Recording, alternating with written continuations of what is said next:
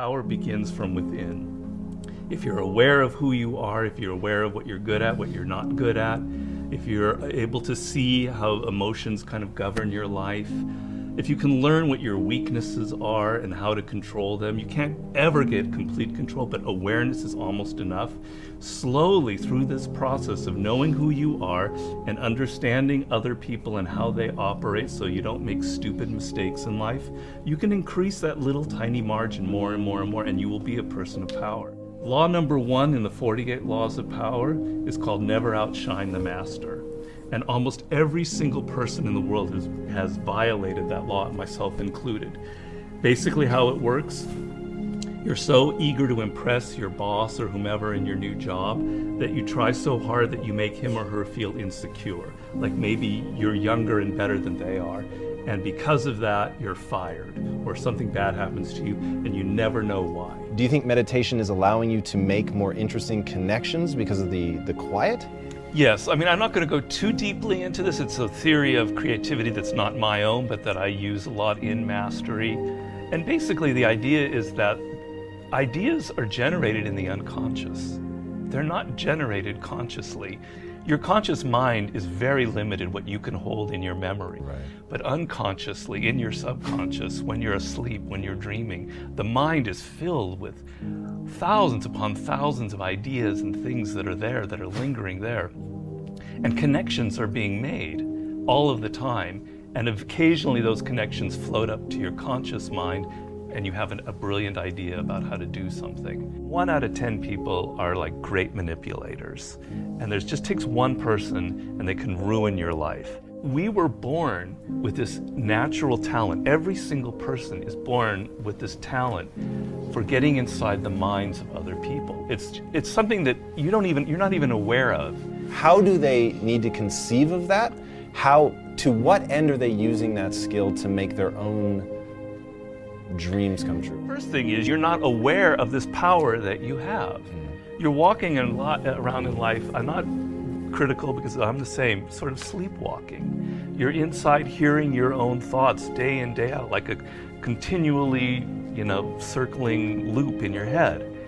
And you're not aware of the fact that if you stop that and you look at other people, a world opens up to you. So what's the first component of that world?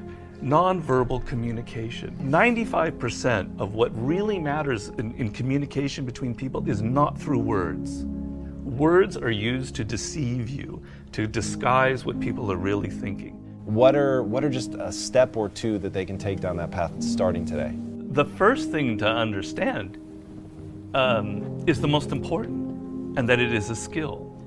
If you want to play the piano, you can't just sit down and suddenly play. You've got to practice it. You've got to practice it every day. And if you practice an hour a day, you're going to get better at it. Why are children able to learn and an adult can't? The reason is children don't think that they're superior. They don't think that they already understand the world. They're this small. They're weak. They're defenseless. They have to learn or they're going to die. They have to learn how to speak the language. They have to learn what's going on with their parents, or they're literally going to die. Do you have tricks that you use for ensuring that genius does not become a young man's game, that your books truly get better and better over time? Basically, every time I begin a book, I'm deathly afraid of failing.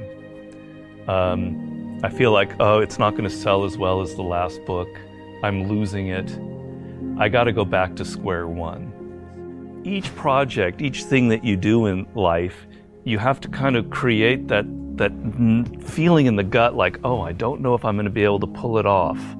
I don't know if I can go 12 rounds with Floyd Mayweather this time. I don't know it. The secret really to success in life, I have to say, is retaining, I talk about this in Mastery, is retaining your childlike qualities. If you're completely a child, that's not going to work. Negative capability is rule number 1 for being a creative person. And if you don't follow anything else in Mastery, that would be enough. The ability to keep 2 ideas that contradict each other in your mind without feeling uncomfortable, without having to come to a conclusion. You can think about something without rushing to judgment and conclusion. You can be in the moment. You can say, well, it could be this, it could be that, it could be that. And you don't have to decide whether it's A, B, or C. You're open to adopting 3 or 4 different viewpoints. If you love music, don't quit your job and play guitar. Like, you're gonna have a hard Right. time feeding your family. But you have advice for them. What is that advice? Yeah, but people say, live your passion. So these are cliches, and nobody changes their life based on a cliche. You've got to do hard work, and to do hard work, you have to have a roadmap. Somebody has to show you step to get there. Working for yourself, starting your own company, doing what you love should be everybody's goal. The process begins by first knowing what you really love. And believe me, I do a lot of consulting. A lot of people have no self-awareness. They don't even really know what it is that they were meant to do in life. They loved music when they were a kid, but then they got into law or whatever because of their parents, and then they don't know who they are anymore. Well, do I really like music? You got to go through that process first of figuring out what it is that really connects to you in a deep, visceral way, what you loved when you were a kid, what still excites you. Once you go through that and you understand it and you've got some clarity about it, okay, how do I incorporate that in my life? So if you're 23 years old, it's a little easier. I love music, but I'm not a musician because I've not been practicing. I just love music. But I have a real good sense of business, and I've been studying business, and I have an MBA, etc. Okay, I've got to now find a way to craft a career that combines my knowledge of business and my love of music. And if I follow that and I do it smart and I plan it out, eventually what starts out with more business than music will end up becoming more creative as I get better and better at it. How do you prepare somebody to survive that initial stage of boredom and pain? Well, pain is great. You've got to embrace pain. Pain is pleasure. You've got to make the connection between the physical and the mental. Well, you know that when you're exercising, when you're running or you're working out or whatever, it hurts, but it leads to something pleasurable. You have to be able to translate that to mental things. And if you make that switch in your mind, it is mind-blowing what can happen to you. Who are the most messed up people in the world? Spoiled kids.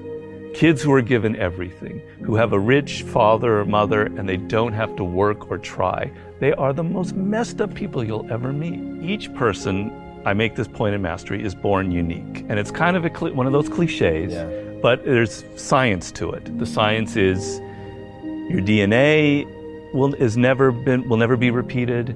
The way your brain is wired will never be repeated. Your experiences in life, you're one of a kind.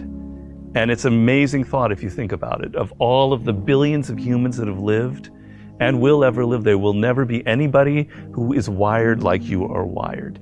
And the problem in life is as you get older, you can become more and more like other people. You spend a lot of your time thinking about what other people like, and you're not aware of what you like. You go into careers because you listen to other people. If you look at all of the brilliant people who've succeeded in life, if you look at a Steve Jobs, you look at an Elon Musk, etc., there's nobody else out there like them. You're never going to be able to pinpoint one other person like them. They are completely unique, and those are the people that end up having power in the world. So if you're going to be able to create that website, that blog, that whatever it is, that startup that is different, that has its own niche and reflects you, something good will happen from it. Control people's perceptions of reality and you control them. It's a great military strategy.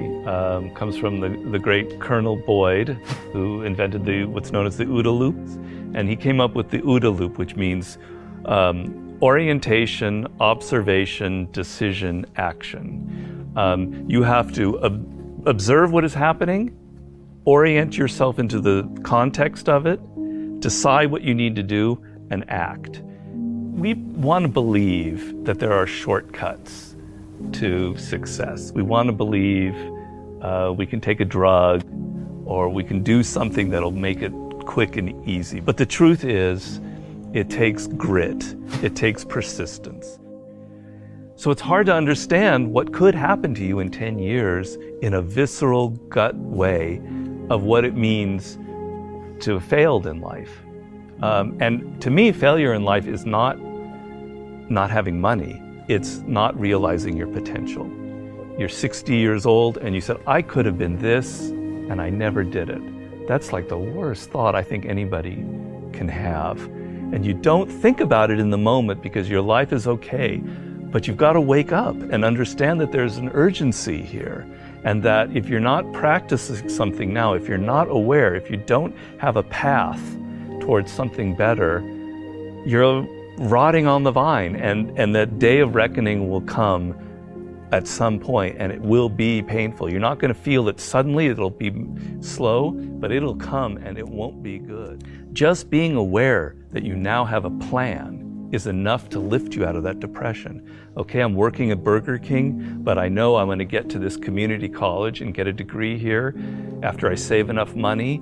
Having a goal is like, will change you completely from being depressed or not taking care of yourself to being energized and moving in the right direction.